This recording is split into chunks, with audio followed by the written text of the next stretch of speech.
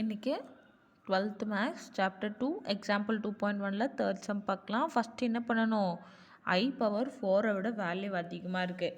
கண்ணை மூடிட்டு first step என்ன பண்ணணும், 1924 4ஆல் டிவைட் பண்ணணும். மைனஸ் ப்ளஸ்லாம் நெக்ஸ்ட்டு பார்த்துக்கலாம். ஃபஸ்ட்டு என்ன பண்ணணும், 1924 4ஆல் டிவைட் பண்ணணும். 4 4s 16 ரிமைனிங் என்ன இருக்கும், 3 இருக்கும். தென் 2 இருக்குவேன் 32 32னா 8 4s 32. ஓகேவா, 0 ஆகிடும். அடுத்து 4 கீழே இருக்குவேன் 4. இப்போ 1 4s 4 கரெக்டாக, 1 4s 4 0 ஆகிடும்.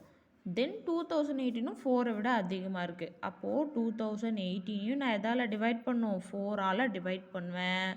5 4s 20 0 ஆகிடும்.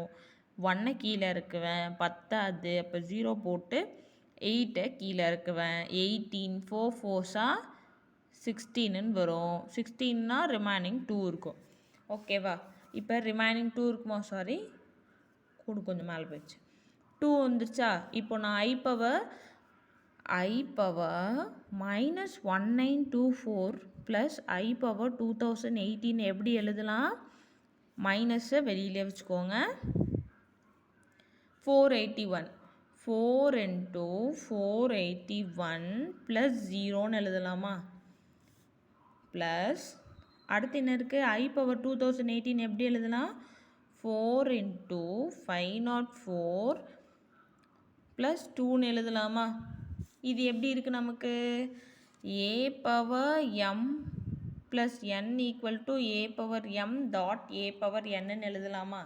அந்த ஃபார்மேட்டில் இருக்கிறதுனால நான் என்ன பண்ணலாம், I power 4 the whole power 481 மைனஸை வெளியிலே வச்சுக்கிறேன்.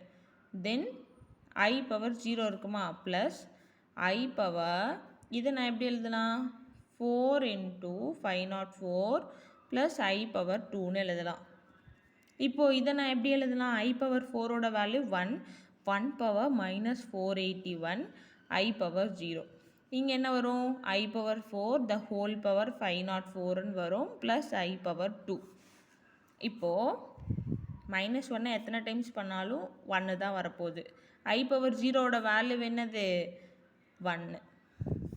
அப்போது 1 ப்ளஸ் I பவர் 4ஓட வேல்யூ 1 பவர் 504 இன்ட்டு, சாரி இது இன்ட்டு வரும், I ஸ்கொயரோட வேல்யூ -1. அப்போது -1ன்னு சொல்லி போட்டுருவேன்.